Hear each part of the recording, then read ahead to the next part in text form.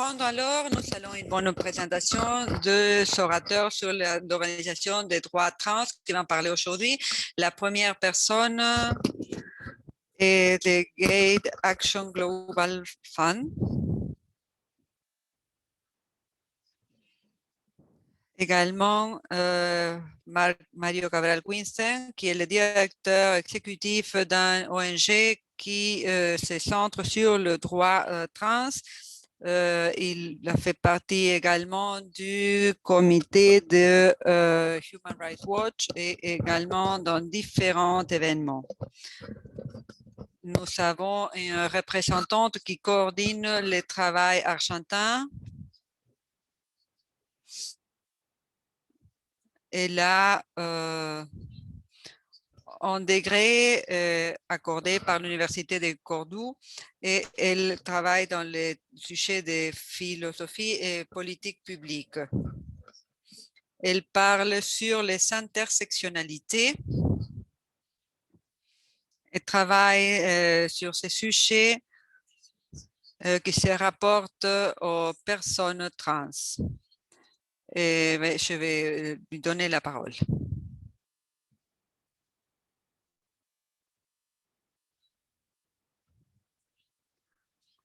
Bonjour à tous, que vous m'entendez?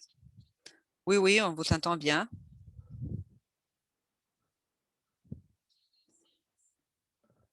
Merci beaucoup pour votre invitation. C'est un honneur d'être ici, malgré les circonstances. Je suis sur le point de prendre un avion après 2 mois d'être ici, enfermé en Argentine.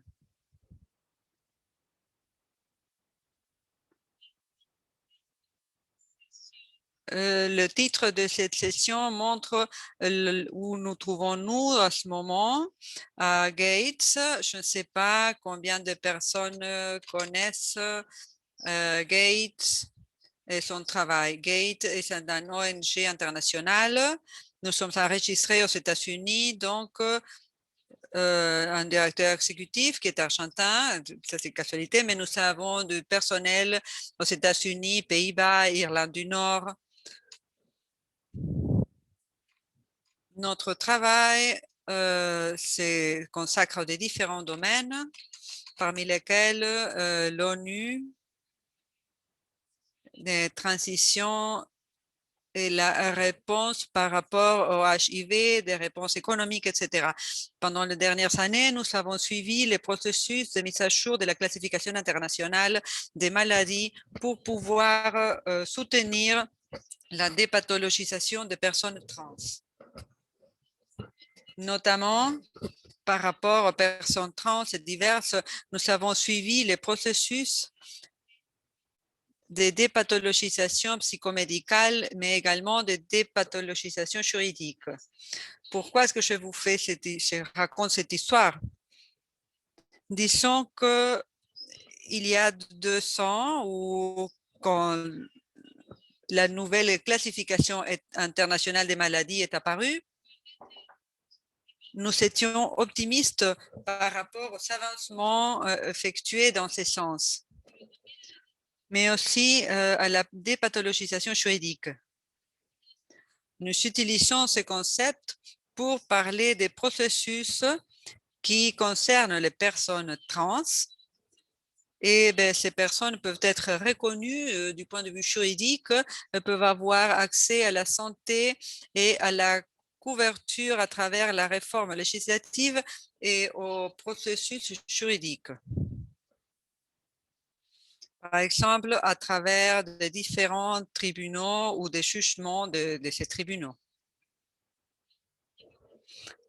La seule norme qui est compatible avec les cadres de droits de l'homme, c'est l'autodétermination.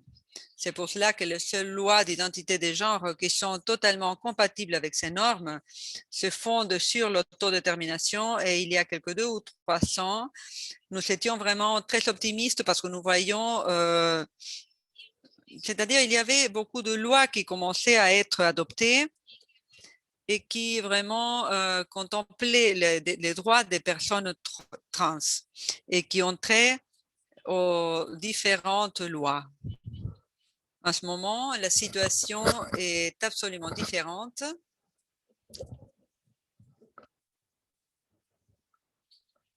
Dans ces panels dans lesquels nous parlons du monde trans et du mouvement également, nous devons nous rappeler des mouvements anti-trans qui attaquent les communautés et les droits humains, notamment par rapport aux réformes législatives qui sont en train d'être faites, par exemple, au Royaume-Uni et en Espagne.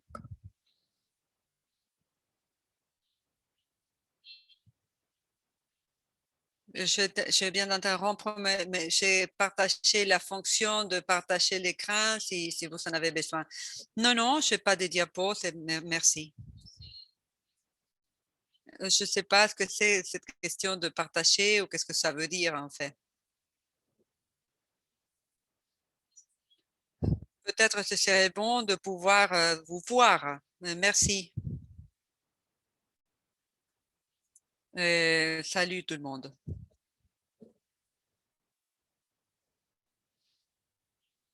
Ah, mais je ne le vois pas vous. Bon.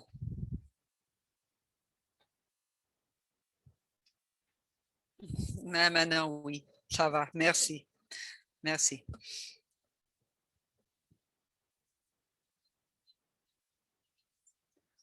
Je ne veux pas utiliser le mot attraper, mais il y a une espèce de combinaison de mouvements anti-trans, mais non seulement anti-trans.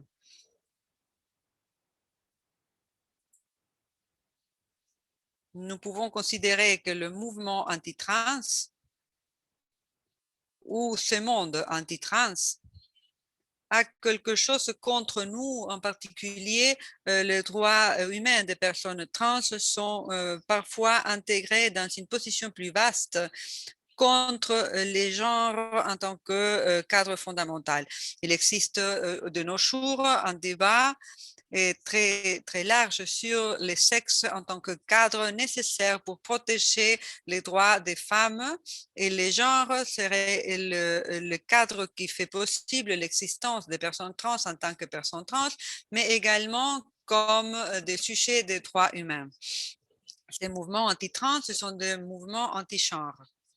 Les personnes trans maintenant sont attaquées, disons, de la part des mouvements anti-genre traditionnels et conservatoires, par exemple ceux qui veulent éliminer l'éducation sexuelle, les mariages égalitaires, l'avortement, ceux qui disent que les différences sexuelles sont naturelles et binaires. D'autre part,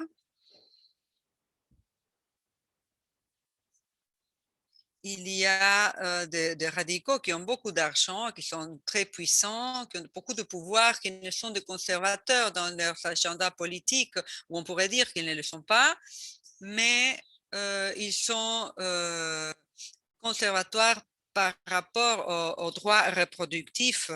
Pas dans ce sens exactement, mais oui, ils seraient opposés au travail sexuel et au phénomène des ventres alloués. Et ce sont des groupes, par exemple, l'Alliance LGBT au Royaume-Uni et d'autres groupes féministes également. C'est pour ça qu'il s'agit d'un moment très intéressant pour être trans et travailler sur des sujets qui ont trait à des sujets trans parce que ce mouvement ont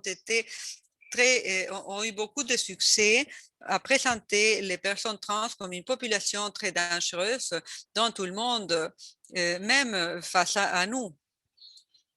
Et ils ont réussi à re-encadrer les personnes trans.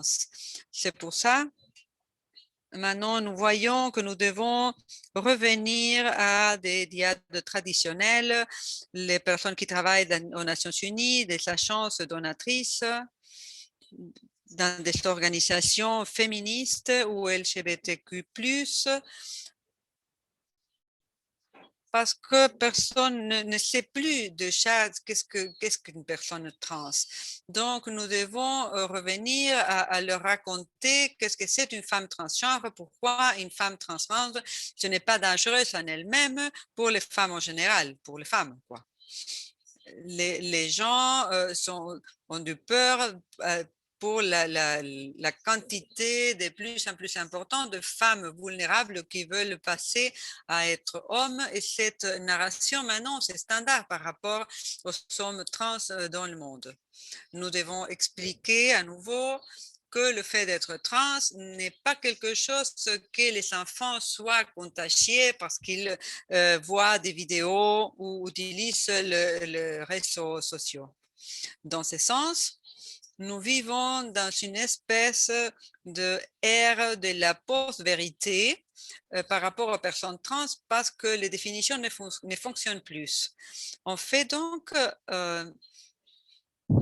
même si nous avons des identités politiques, si ils disent je suis communiste, socialiste, écologiste, je suis démocrate, féministe, etc., il n'est pas possible d'assumer que la personne va être pro-trans, parce que dans certains cas, nous voyons des personnes qui sont tout cela, mais aussi anti-trans.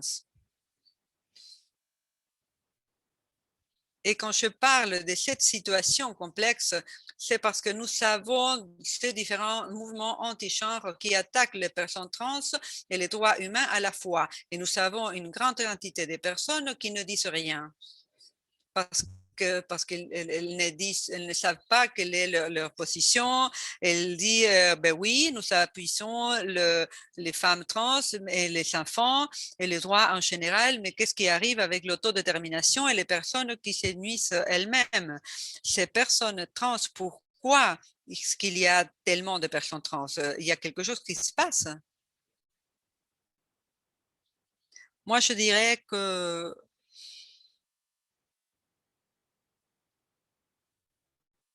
je crois qu'il y a beaucoup de choses que nous pouvons faire, y compris ces dialogues. Et nous avons besoin de plus de débats sud-sud, nord-sud, est-ouest entre les activistes et les personnes trans ou l'académie aussi.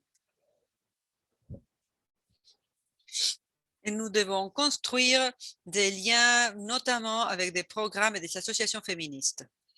Mais je voudrais passer la parole à Mukasa, qui peut-être aura une solution pour ce sujet. Le mouvement a besoin d'argent et voici la racine du problème. Le monde anti-trans, dont les personnes trans en général et les organisations qui appuient les droits humains des personnes trans sont de plus en plus pauvres. Pourquoi? Parce que le mouvement anti-trans sont très bons au moment de convaincre le donateur et le gouvernement que ce n'est pas une bonne idée de donner de l'argent aux personnes trans. Alors, peut-être il y aura une salle pleine de monde qui est en danger pour le simple fait de l'existence des personnes trans. Pour cette raison, ce n'est pas nécessaire qu'un gouvernement soit anti-trans. Ça suffit qu'il y ait peur d'endommager, je ne sais pas, les gens de lesbiennes vulnérables très jeunes qui peut-être resteront attrapées dans leurs identités d'hommes ou peut-être, je ne sais pas, des femmes trans violentes qui peuvent attaquer quelqu'un ou quelque chose comme ça. Dans ce sens, le mouvement anti-trans travaille à travers la correction politique et actuellement les possibilités ou les problèmes académiques et des organisations académiques ont besoin de fonds pour pouvoir résister tout cela. Je sais que le panorama est terrible, j'essaie de sourire, mais je ne veux pas vous mentir dans la situation actuelle, et la situation actuelle est terrible. Nous pouvons faire beaucoup de choses, oui, on a besoin du travail de tous. Notre communauté a survécu d'autres expériences d'opposition anti-trans, mais jamais à ce niveau mondial. mais notre mouvement est également mondial. Et c'est pour cela que nous devons trouver la façon de commencer une résistance mondiale. Donc, je finis par ici et j'espère vos commentaires et questions après la présentation de Mukasa. Merci beaucoup. Merci pour me donner la parole. Moi, je travaille dans la Fondation internationale de fonds. C'est le seul donnant qui se concentre sur la dignité et la justice pour les personnes trans. En fait, nous croyons à la sécurité et à la dignité pour toutes les personnes trans du monde. Et en fait, nous travaillons avec des organisations de base pour pouvoir mettre en place un mouvement et générer des changements. Nous travaillons dans ce sens, nous reconnaissons ce travail fait par les associations trans avec des ressources vraiment limitées. Et moi, j'aimerais souligner tout ce que Mauro dit sur les droits trans et aussi la connexion à d'autres niveaux d'oppression. Je crois que l'idéologie anti-genre est très enracinée. Et peut-être à cause de la popularité énorme et la publicité,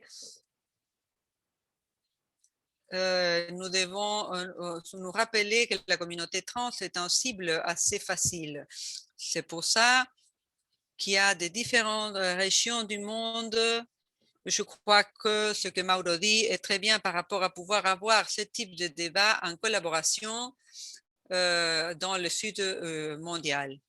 Parce qu'en réalité, nous devons nous rappeler que cela existe et que se manifester dans différents pays du sud mondial.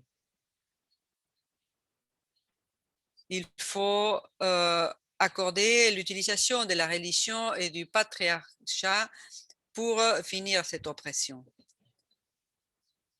Nous le voyons surgir dans beaucoup de pays de façon très claire.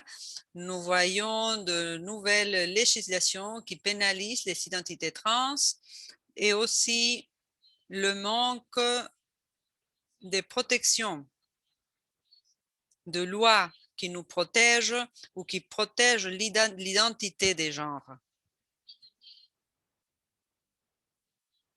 On avance également, par exemple, en Argentine, mais cela ne suffit pas d'avoir ces politiques parce qu'il y a encore un grand niveau de violation des droits des personnes trans, y compris les immigrants.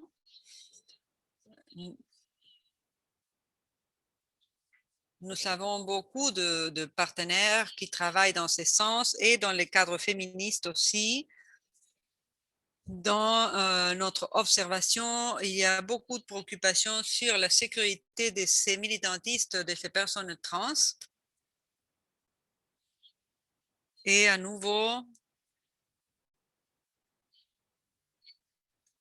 l'idéologie anti-genre augmente. Et ça, c'est justement conjugué avec la pandémie. C'est pour ça, cela fait que la vie des personnes trans soit beaucoup plus difficile. Et en fait, il y a une espèce de régression quant aux droits humains.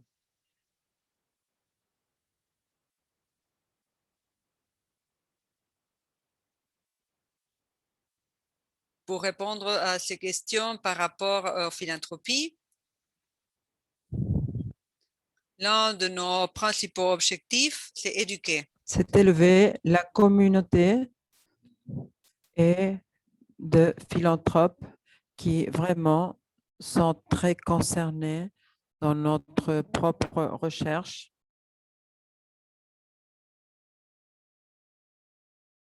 Nous faisions partie de cet environnement où où les difficultés ont été visibilisées, que souffertes par les communautés trans. Et je pense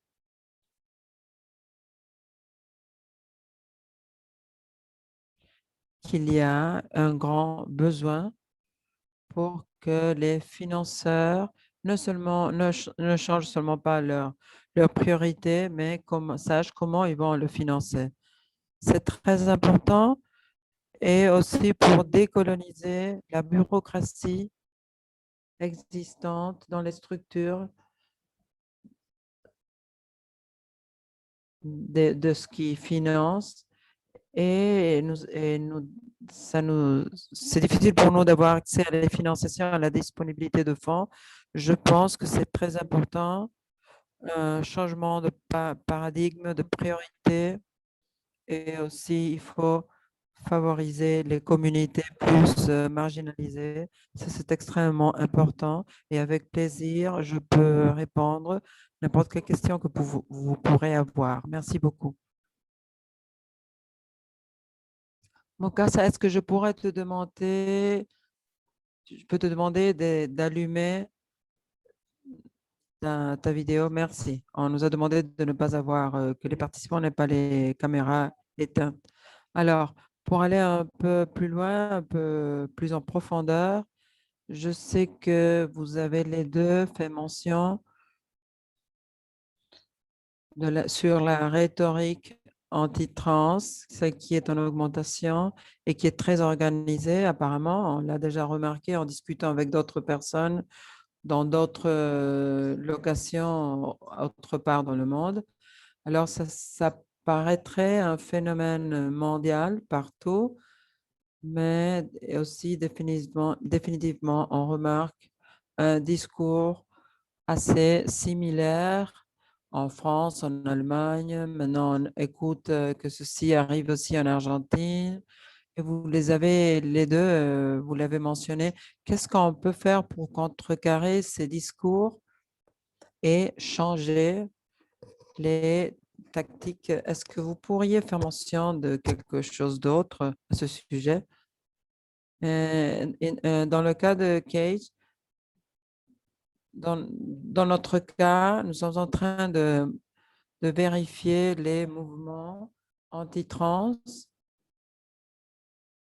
dans différentes régions, dans différents pays.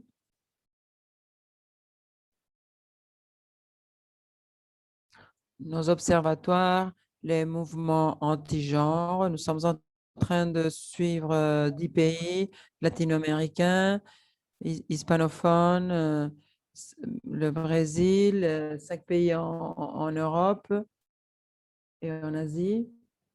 Et on va publier un rapport assez intégral sur le Royaume-Uni et nous espérons le faire concernant l'Espagne aussi. L'Espagne et le Royaume-Uni, à nos jours, deux des plus importants exportateurs de la haine, on pourrait dire, à la mancomunité. La haine circule en anglais, on peut dire, depuis les États-Unis et depuis l'Espagne. Mais les États-Unis,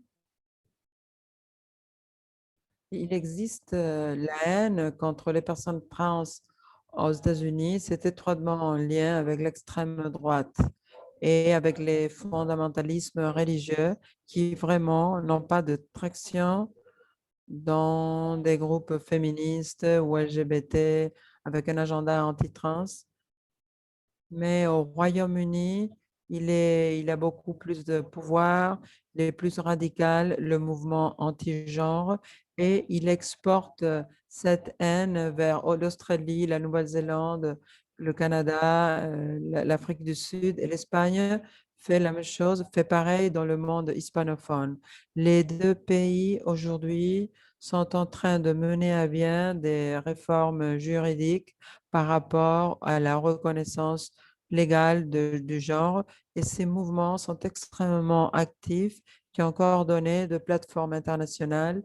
On croit qu'ils sont mondiales parce qu'ils sont organisés de façon à l'international et les circuits de capital sont organisés. On voit comment ces personnes forment ces groupes.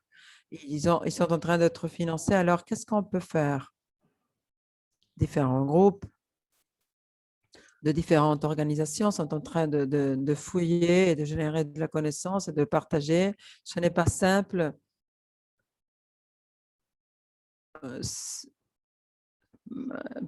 Avec des initiatives privées parce qu'il y a quelque chose, des matériels qui ne peuvent pas être publiés parce qu'on peut être assujetti à des actions légales à cause de divulgation d'informations, surtout en tant qu'organisation enregistrée aux États-Unis, qu'on est assez vulnérable d'être procédé.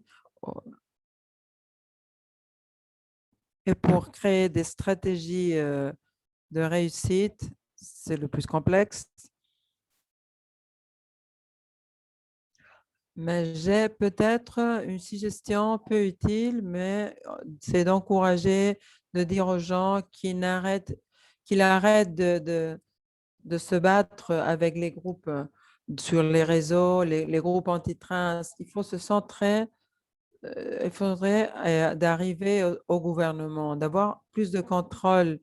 Et The Economist, The Guardian, ce sont des publications qui tout le temps ont une ligne d'éditorial contre la communauté trans. Alors, ce que vous avez besoin, ce qu'on a besoin, ou par exemple, quand on a différents ministres dans le Royaume-Uni ou dans le monde hispanophone, il y a un engagement personnel avec l'agenda contre le mouvement trans. Alors, il nous faut perdre notre santé mentale dans les réseaux ou se disputer avec les mouvements anti-genre ou anti-trans. Cette guerre, on ne va pas gagner sur Twitter. Alors, celle-ci serait ma suggestion. Il faut recentrer, recibler et se focaliser sur les politiques. Il y a quelques questions que j'aimerais bien répondre, mais je crois que ça a été très, très opportun ce que tu as dit. Partie de la question était aussi alors, qu'est-ce qu'on fait pour nous maintenir dans cette ligne et d'avoir une certaine formation de comment nous conduire avec les moyens la presse, les médias. Par exemple, la situation avec Kimberly et qui sont en train d'être utilisées contre la communauté et comment on peut s'organiser pour neutraliser ça. Ça, je ne sais pas si tu as quelques opinions, Mukasa, là-dessus, ou tu veux que je demande comme tu veux. Tu peux commencer, toi. Oui, d'une part, sans doute, ce genre de choses sont préoccupantes, mais je ne sais pas quelle est la taille de la répercussion qu'ils peuvent avoir. Et partie du problème serait alors qu'il y a un impact différent online. Par exemple, en ligne, tout ce qui arrive sur l'Internet, qui vient des États-Unis, que ce n'est pas nécessairement le meilleur panorama pour échanger ce genre de sujet. Et vraiment, ils sont impactés ou influencés par le pouvoir des médias des États-Unis. Mais les changements les plus radicaux du point de vue législatif ou progressif, ça arrive aussi dans d'autres pays. Alors, à ce moment-là, les mouvements anti-trans, avec plus de pouvoir et dans nos endroits, se trouvent dans nos endroits. Je crois qu'on va toujours faire face à ce genre d'individus qui ont une position ou le poste, la fonction adéquate, mais comment nous, on peut créer notre propre discours, notre propre récit. Ce n'est pas quelque chose qui commence maintenant. Ça a commencé il y a beaucoup d'années et là, on est en train de perdre.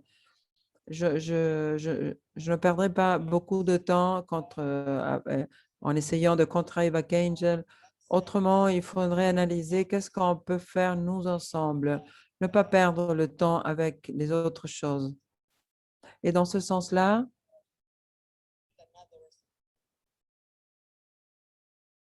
il ne faudrait pas créer d'autres célébrités derrière. Autrement, ce qu'il nous faut, c'est que les personnes cis prennent une position. Maintenant, ils vont seulement appuyer les anti-trans comme Jacob Rowdy. Mais là, on a besoin de trouver des alliés avec plus de pouvoir pour vraiment donner une voix au récit et à l'histoire trans, de créer ce mouvement. Je pourrais dire que partie du problème, c'est qu'on est seul. On est seul. Et je crois, je ne sais pas si que les personnes, je crois pas que les personnes nous aident par leur générosité. Beaucoup d'attaques, ce n'est pas contre les groupes trans, mais contre la santé reproductive.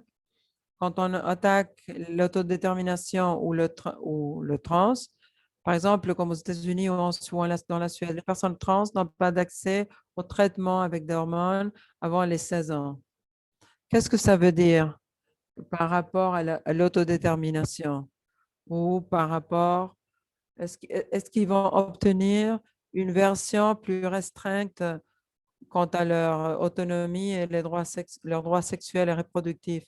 Il ne suffit pas de dire que les personnes trans sont en train d'avoir un risque, mais beaucoup de personnes et les droits de beaucoup d'autres personnes sont en risque si on attaque la population trans.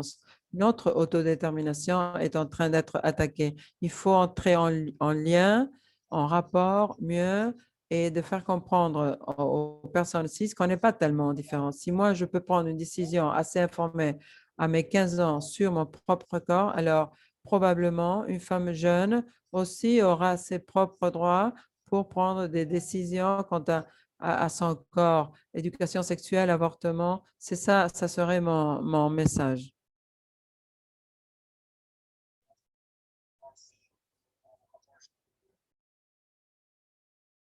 Oui, je crois que l'avortement est en train d'être attaqué par le même récit. Je veux arriver aux réponses aux questions avant de les perdre.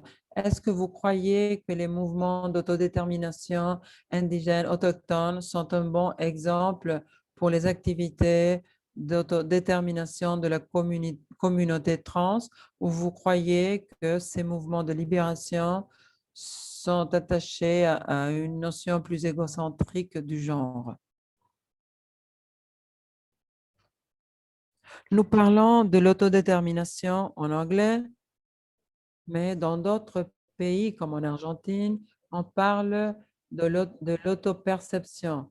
Dans d'autres pays, d'autonomie. Alors, ce sont différents cadres pour l'autodétermination pour les peuples autochtones.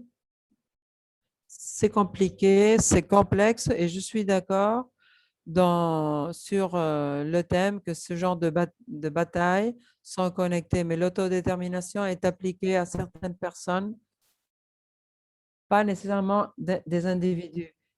Et ça, c'est un concept difficile peut-être ou complexe. Dans ce sens-là, je pense que tous ces cadres basés sur la libération, soit collective ou individuelle, devraient fonctionner. Et nous, il nous faudrait réussir à qu'ils fonctionnent. Excuse-moi, Mukasa, je t'avais interrompu. Alors, je te donne la parole pour que tu finisses de développer ton idée. Ça, c'est une très bonne discussion. Je pense que du point de vue ATF, c'est essentiel que les militants et les activistes trans comprennent les contextes des différentes régions pour prendre des décisions, pour voir les besoins des différentes communautés trans, pour que nous, en principe, fournissions des fonds et nous encourageons à que les groupes appliquent à ces financements pour mener à bien des travaux de loi et différents sujets qui puissent survenir. parce que ainsi nous pourrons avoir l'opportunité, vous avez l'opportunité de nous envoyer une sollicitude pour que nous puissions appuyer et financer vos activités dans la communauté trans. Et je veux répéter ce que Morrow a dit dans son chat. C'est un très bon rapport pour prêter des fonds pour la communauté trans parce que ça démontre le besoin de convaincre la communauté de philanthropes au-delà des modèles conventionnels pour arriver à de nouvelles sources de financement, à de nouveaux donateurs qui soient moins conscients ou qui sachent moins sur les droits et les besoins de la communauté trans. Il faut les atteindre pour réussir à avoir de l'appui, tout l'appui nécessaire dans nos domaines pour travailler en solidarité et connecté pour faire face à ce genre de difficultés. Une autre chose qui a été mentionnée, c'est que les personnes, même s'il s'agit d'alliés, c'est difficile pour contrecarrer ce genre de discours. Il faut cet appui, c'est très important. Ce sont des alliés très importants des organisations cis, n'importe laquelle soit le type d'organisation, il est très important de l'appui du mouvement trans. On ne travaille pas de façon isolée, on travaille interconnecté. On travaille pour, pour améliorer les droits de l'homme, de toutes les personnes.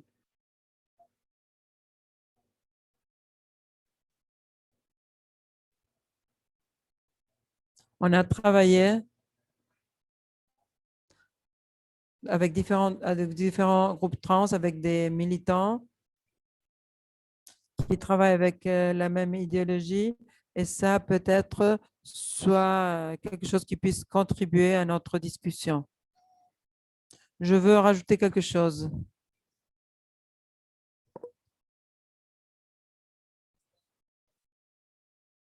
Quelque chose qu'on a vu dans différentes parties du monde, c'est que les distinctions politiques anti-trans, mouvement anti-trans, anti-genre, la droite, la gauche, ce sont peut-être moins importants pour eux.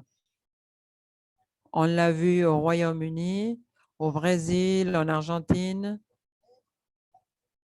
de différentes personnes qui viennent de la gauche n'ont pas de problème à faire des alliances avec des personnes de la droite quand il s'agit, par exemple, de ne pas s'opposer aux droits des trans ou au travail sexuel.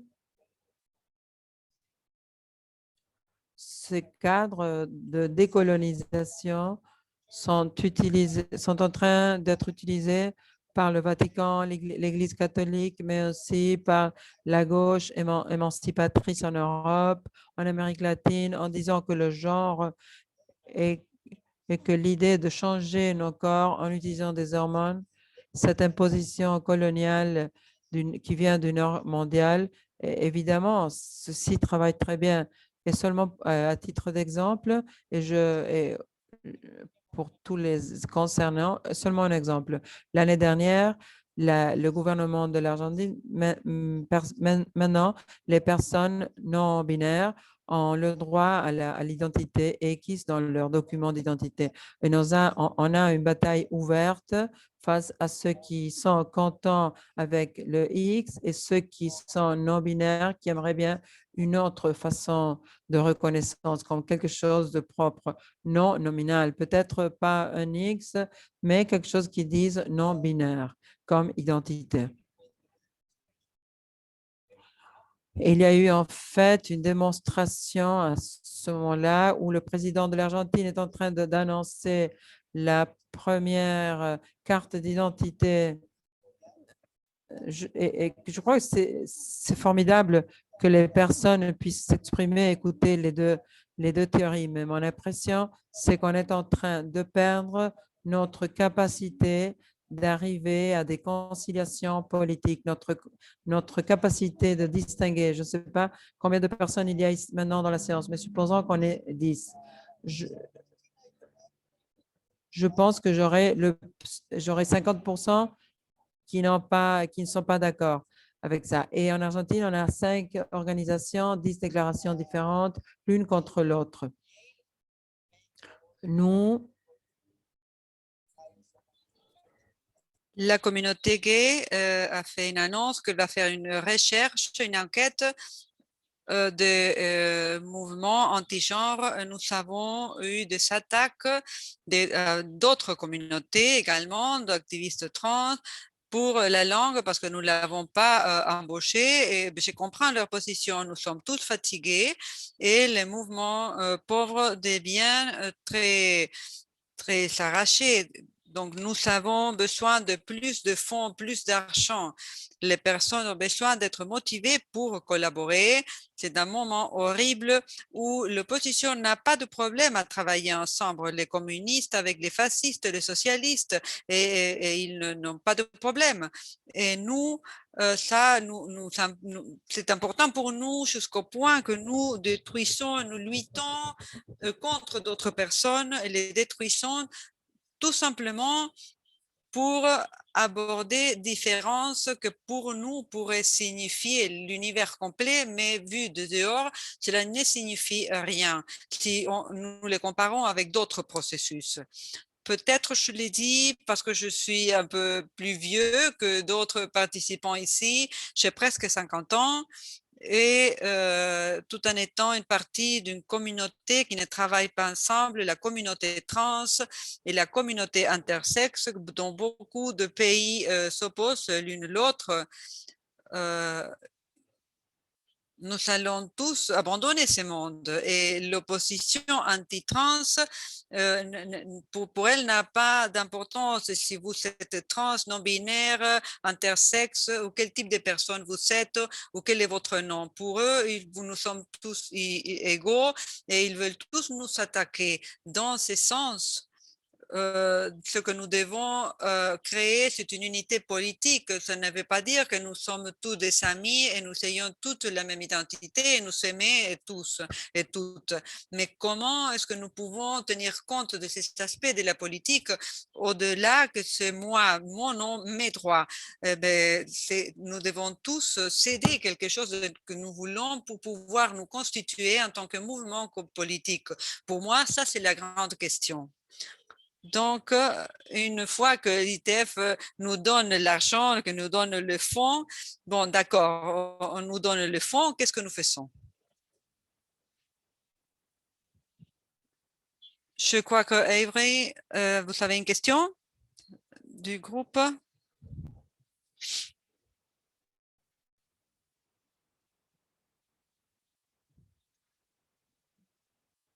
Un moment, s'il vous plaît, on est en train de voir comment fonctionne le dispositif. Je vais lire une question qui est en espagnol, donc je vais la lire en espagnol de Anne Millet. Merci beaucoup à tous. Il est très intéressant de vous écouter. Est-ce que vous pourriez nous raconter un peu plus sur les débats législatifs qui se passent maintenant? Je comprends que l'Espagne débat, l'Argentine vient de avoir une loi les États-Unis à de ces projets anti-trans. Quels autres vous considérez importants en ce moment?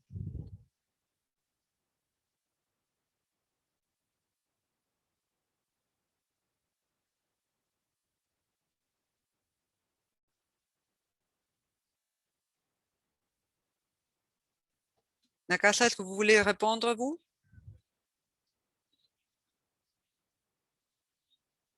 La loi d'identité des genres en Espagne qui se discute aujourd'hui est très importante. Les processus en Suède et pour le traitement avec des hormones est également important. Et, cette autonomie retardée, pour le dire d'une certaine façon, est très importante en Europe centrale Et en Europe de l'Est, il y a différentes lois. Par exemple, en Hongrie, on considère illégale toute communication sur identité de genre, entre autres, et l'accès à l'information est restreint. Voici d'autres processus que nous suivons. Les processus anti-trans sont différents, ne sont pas tous égaux. Et en même temps, ces mouvements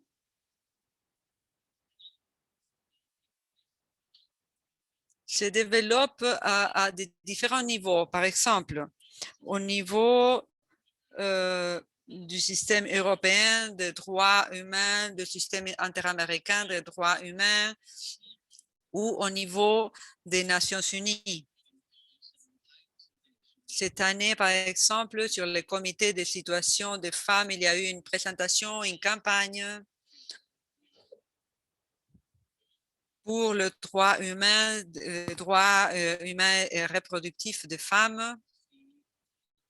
Ce n'est pas la première fois que nous voyons des féministes transphobiques en faisant ce type de présentation, mais en fait, cela a été une présentation très puissante. Et nous voyons également des attaques contre le mandat de l'expert indépendant sur certains sujets et une attaque constante contre les principes de Jakarta. Je ne sais pas si l'un des signataires originaux du principe de Jakarta peut-être maintenant regrette de l'avoir être. En fait, les hommes gays, cisgenres qui ont participé à la production des principes de Jakarta, les 2 hommes trans qui ont participé également, y compris moi-même et le professeur Witton, on dit que nous avons à opprimer les femmes, que nous avons collaboré à opprimer les femmes. Ça a été une partie de la stratagème. Dans ce sens, si nous revenons sur le sujet de l'Argentine, oui, avance, mais en même temps, ces avancées dépendent d'un gouvernement. La différence entre l'Argentine et le Brésil, par exemple, c'est les gens qui votent. Le Brésil était un des pays les plus progressistes par rapport au sujet trans avant. Mais bon, ils ont choisi Bolsonaro et dans ce sens, il existe une attaque constante contre le cadre trans et cela exige qu'il y ait une défense permanente aussi et que l'on participe également avec le gouvernement. Par exemple, le week-end prochain, pour que vous le sachiez aussi, il y aura un séminaire international dirigé par une juriste latino-américaine très importante, Ana Facio, qui se concentre sur comment le principe de Jakarta viole le droit des femmes. Ce séminaire a l'appui d'une des associations d'avocats professionnels de l'Argentine, à la province, à la ville capitale. Et ça, c'est très préoccupant. C'est comme ce qui se passe avec l'Opus Dei et l'opposition religieuse. Ça n'a pas trait nécessairement aux partis et au mouvement, mais cela a trait aux personnes spécifiques dans des endroits spécifiques. Ce sont certaines personnes qui font ces interventions, telles que Jackie Rowling, est-ce que vous vous souvenez, et qui donnent des fonds vers à l'opposition. Oui, bien sûr, les principes de Jakarta. Moi, j'aimerais poser quelques questions de processus. Mauro et Mokassa, vous êtes d'accord que le camarade écrive quelque chose, vous êtes en train de dire sur Twitter? Pas de problème. Et également, Mukasa, vous parliez de GTA. Est-ce que vous pourriez nous dire de quoi s'agit-il? Et peut-être vous savez un lien vers le processus pour pouvoir mieux comprendre. Oui, c'est GPP. C'est projet global. C'est ici Global Philanthropy Project. Je viens de mettre le lien sur le chat. J'aimerais parler de la question du cadre juridique. Je parlais des progrès que l'on a fait par rapport aux droits trans sur les contextes juridiques, mais en même temps, comment il y a une espèce de régression et c'est une piège si l'on veut. Par exemple, éliminer la classification de maladies trans comme quelque chose de maladie mentale en 2018, mais cela n'a pas été suffisant. Également, on a émis certaines décisions de jugement judiciaire qui reconnaissent les genres dans des pays tels que le Kenya, l'Australie, l'Allemagne, le Ghana, la Cour de justice des Caraïbes. Ce sont des moments vraiment impressionnants et ça a été comme recevoir de l'air frais. Mais il y a beaucoup de travail à faire encore, de mon point de vue. Clairement, nous avons besoin d'un certain type de stratégie par rapport à l'adoption d'une méthode pour modifier la législation qui discrimine et viole le droit des personnes trans et aussi promouvoir, tel que je viens de le dire, ou demander plus de lois de fonds spécialement qui donnent des fonds, en particulier dans les pays où il n'existe pas, et spécialement quand il existe une violation directe d'un droit contre une personne trans, alors cette personne trans peut avoir recours à la justice et peut y avoir des cas de violation de droits des personnes trans. Il y a également le sujet de l'exploration d'autres ressources telles que les violations de droits civils. C'est pour ça qu'il est nécessaire d'explorer, d'analyser comment les déclarations anti-genre que l'on fait, les déclarations idéologiques affectent les personnes trans et constituent une violence émotionnelle. Noah et Mauro, je vous donne la parole à nouveau. Je dirais qu'une partie du problème, c'est qu'on fait des blagues toujours à ces propos, parce que le donateur veut que nous fassions une révolution dans l'année financière et cela ne se passe pas. Il y a une grande rechercheuse, Juliana Martinez de Colombia, qui travaille à Washington. Elle dit pourquoi les positions ont tellement de succès, mais pas le mouvement. C'est parce que même si l'on a le fonds, si les choses ne fonctionnent pas, ils obtiennent des fonds. Et on leur finance des projets qui durent 10, 15 ans parce qu'ils font se générer les conditions nécessaires et ils donnent des ressources à des centres académiques pour pouvoir éduquer les personnes, par exemple, sur l'idéologie conservatrice, et ils font ces dons si importants, tandis que nos mouvements ne reçoivent rien. Et cela provoque un problème. Parce que pas mal de fois, nous avons de succès, mais nous n'avons pas l'argent pour faire le suivi. Par exemple, pour faire le suivi de la mise en place de certaines lois. En ce moment, par exemple, il y a un projet de loi dans le Congrès argentin sur des sujets intersexes. Il existe des ressources pour approuver la loi, mais je suis sûre que le travail va commencer une fois que la loi sera approuvée. et il faut la mettre en pratique. Mais pour cela, il n'y a jamais de ressources. C'est la même chose qui s'est passé avec la loi d'identité des genres. C'est pour cela qu'il faut convaincre les donateurs et aux activistes également, aux militantes, sur l'importance du travail de mise en pratique pour analyser, comme Mokassa l'a dit, que nous faisons vraiment quelque chose. Parce qu'il nous a pris 8 ans pour arriver à ce point avec l'Organisation mondiale de la santé. Et maintenant, oui, c'est de mettre en pratique cela. Et cela va prendre quelques 5 ans. C'est un grand engagement pour les personnes et ça fait partie du problème aussi. En plus,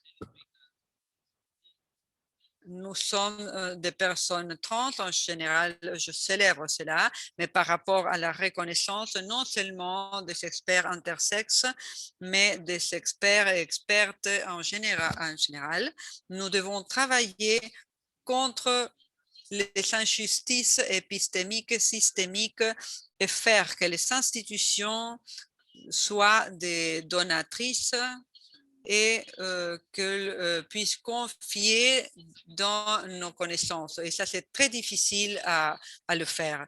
Je crois que Gaze va travailler très bien dans ce sens en travaillant avec un directeur exécutif. Et par exemple, une personne cis-gay ou lesbienne peut travailler avec le droit, mais si l'on est une personne trans, cette personne est très limitée. Elle ne peut que donner un témoignage, s'éloigner et dire quelque chose, et l'on peut la torturer et la tuer, et bien, ça reste comme ça. Mais c'est les fonctions des personnes trans dans la Division internationale du travail. Certains d'entre nous, nous avons fait partie de ces défis aux autorités et aussi nous avons aussi travaillé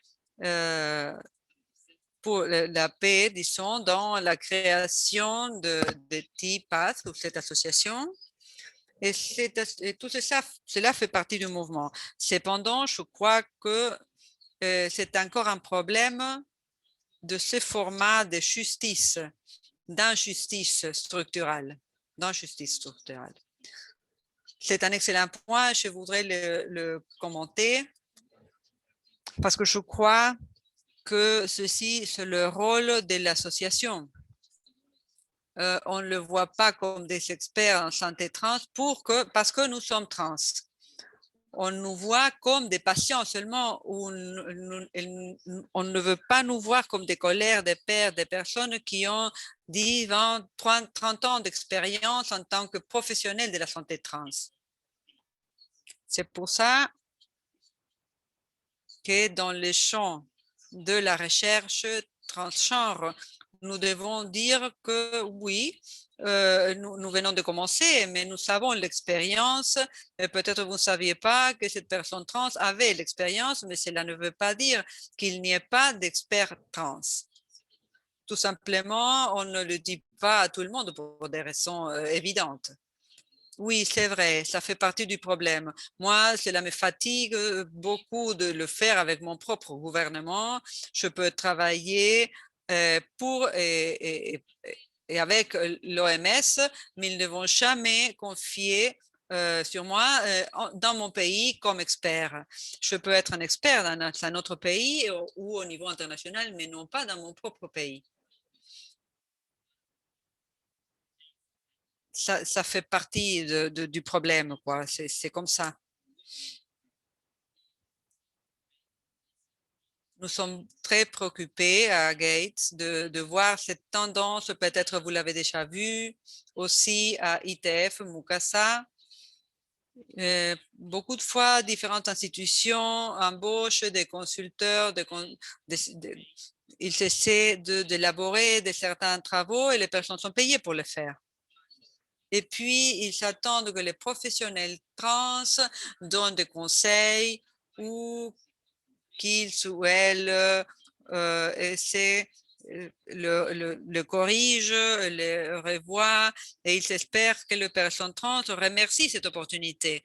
Mais vraiment, c'est fatigant. Ça fait que les personnes trans travaillent gratuitement et en réalité, ce n'est pas une opportunité de travail, cela n'améliore pas le curriculum de chacun. C'est très difficile que les personnes trans aient accès vraiment à des travaux importants.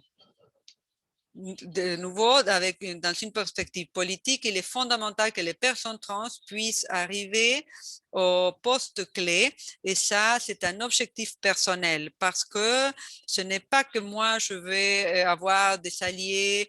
Nous n'allons pas tous être trans, mais vraiment, moi, je rêve à ce qu'il arrivera le jour où nous pourrons négocier des donations avec des donnants trans et de négocier comme des professionnels trans. Et souvenons-nous que cela va arriver où nous ne serons pas les seules personnes trans dans la salle. Je crois que ça, c'est le type je crois que pour ça, nous avons besoin d'un nouveau cadre et nous sommes en train de l'élaborer maintenant. Peut-être, comme norme, nous disons, ben, voilà, c'est une personne cis ou une réunion avec seulement des personnes cis. Les gens commencent à dire, ah oui, mais c'est vrai, mais nous sommes queer, mais nous sommes tous queer, mais pas tout est trans, et nous allons tout dire, nous sommes trans d'une certaine façon ou d'une autre, mais certains, nous sommes plus trans que d'autres. C'est-à-dire, sans avoir peur à ce qu'ils vont dire, s'ils sont des politiques d'identité, etc. Vraiment, je veux voir d'autres gens qui paraissent comme moi et partout.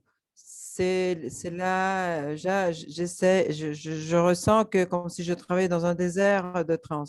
Mais ce n'est pas que j'aime travailler entouré de personnes trans, mais ça a à voir avec les résultats et les dynamiques. Les processus et le résultat sont pires lorsque des personnes trans ne participent pas. Et en plus, encore, et ça c'est inacceptable quand on discute sur des sujets trans.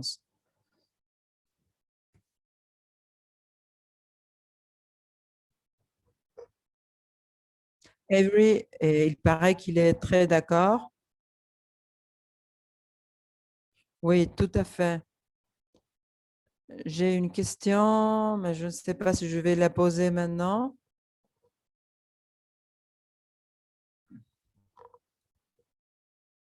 Oui, j'appuie tout à fait ce que Mauro il dit et je pense que vraiment c'est le cadre de l'ITF parce que d'où on vient, comment on travaille, il ne s'agit pas seulement de ce que nous finançons, mais aussi comment ça touche les organisations. Il s'agit d'une vraie pensée critique. Et- oui, c'est excellent. Et c'est un plaisir de vous écouter et je l'ai dit. Là, je crois qu'il faut faire beaucoup de choses. J'ai une question pour tous les deux et je crois c'est important pour ITF, ça a à voir avec les fonds et l'économie de politique. C'est une question qui vient du chat, qui ne veut pas, d'une personne qui ne veut pas être identifiée. La question est en lien avec, par exemple, le classement international des maladies 11, le processus de communication et aussi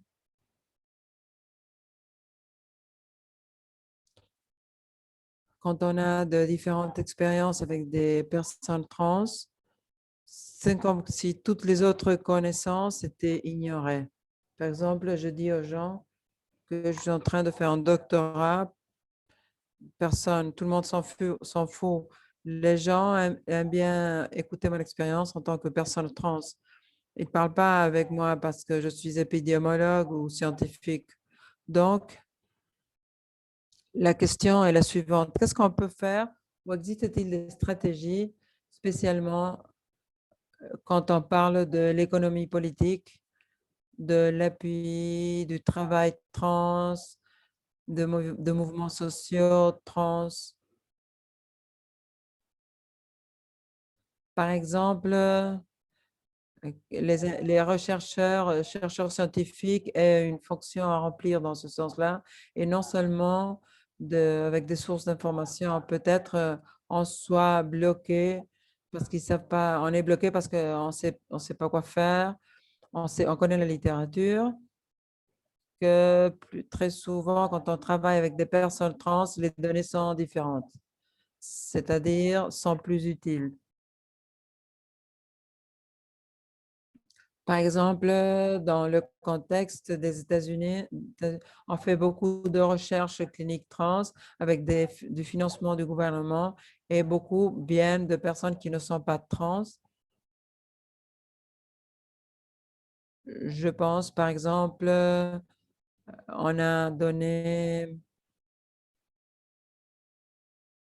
2 fonds très importants. Ma question est la suivante.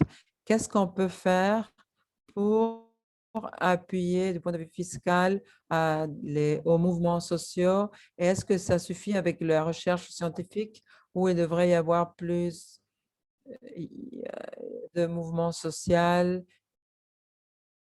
et vraiment participer dans ce sens-là?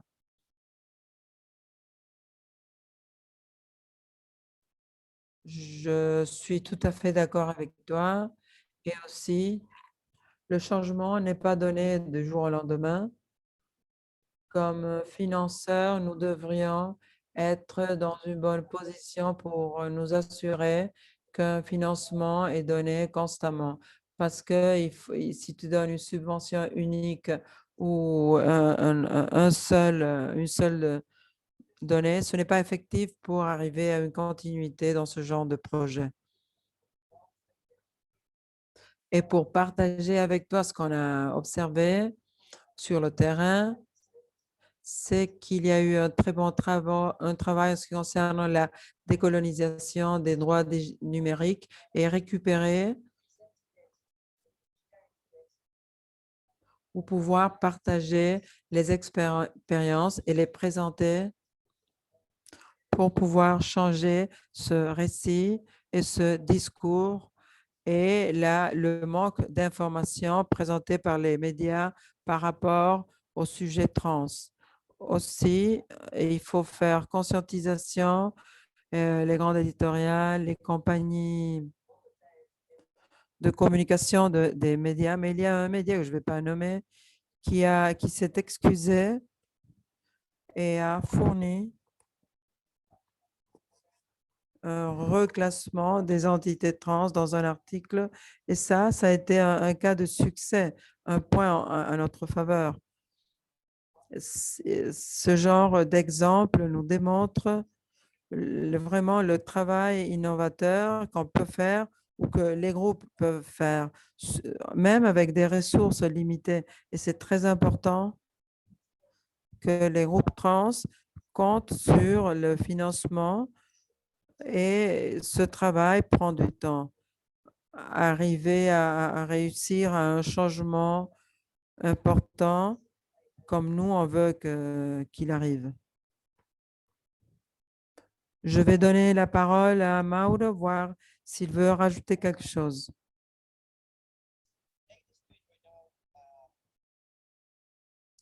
Gate est en train de travailler sur un document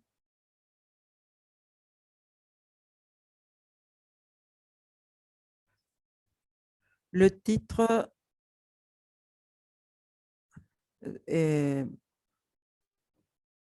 libre de besoin, ou un genre comme ça. Je ne me souviens pas très bien du titre, mais c'est sur la pauvreté et comment la communauté trans est une population clé pour la réponse internationale, parce qu'on voit, même quand il existe des lois très progressistes, les personnes trans sont normalement pauvres. Même dans des pays riches, les personnes trans, la communauté trans en général est considérée pauvre.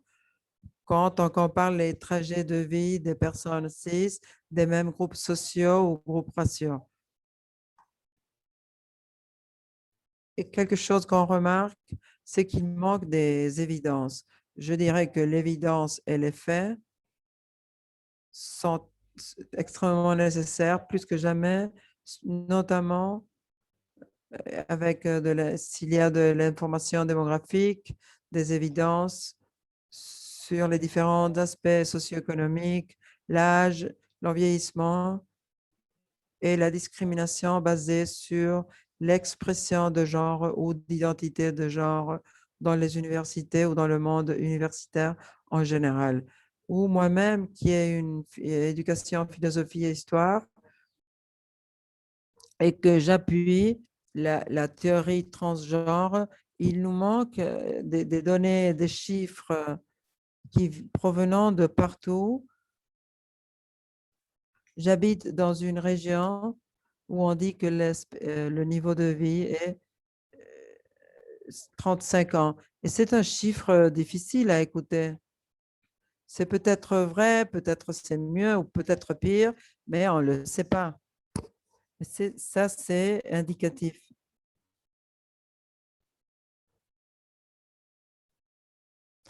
Lorsque American Jewish, ils ont fait une recherche ensemble, ce qu'on a pu voir, c'est que la moitié du mouvement au niveau global fonctionnait avec 10 000 dollars par an. Alors là, on voit quelques chiffres.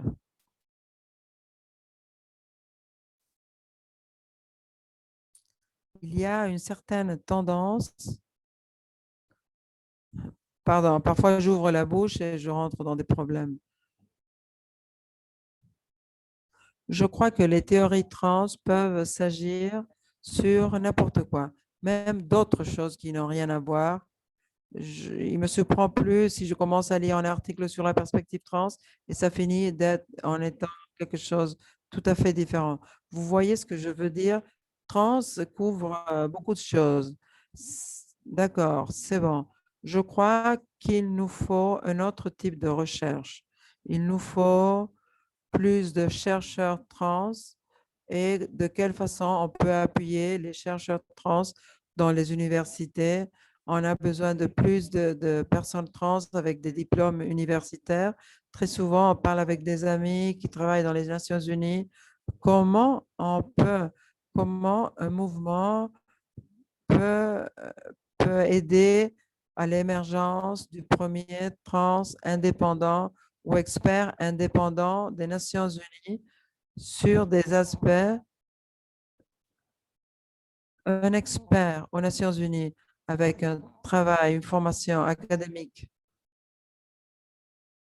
ou un, un relateur sur la santé qui soit trans.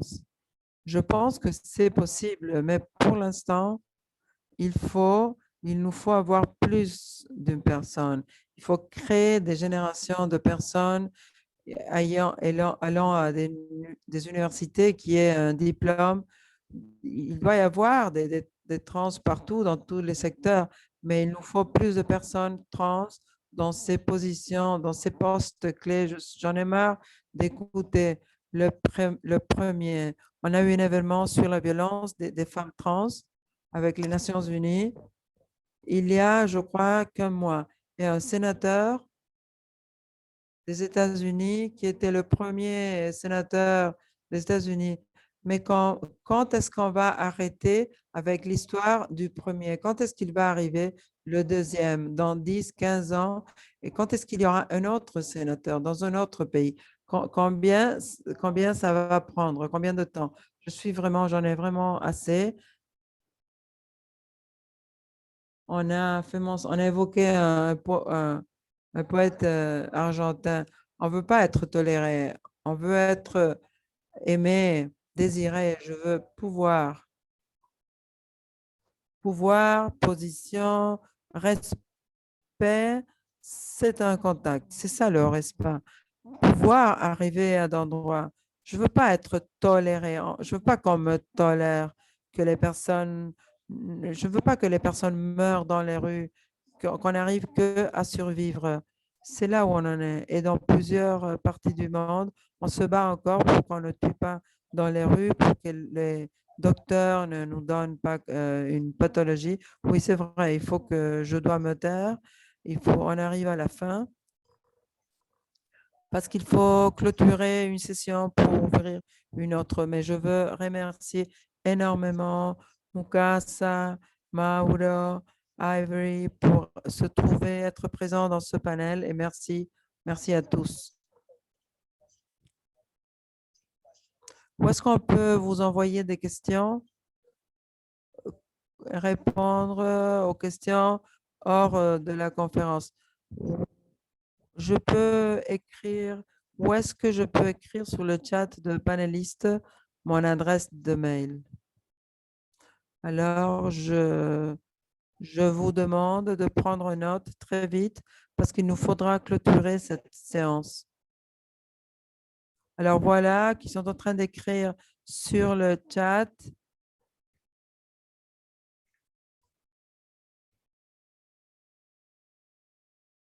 Ceux qui sont aux États-Unis, croisez les doigts pour que je puisse passer vos frontières ce soir. Et depuis demain, j'espère pouvoir être en train de parler l'anglais depuis Kansas, Missouri. Avec ce dernier commentaire, alors, merci beaucoup, au revoir.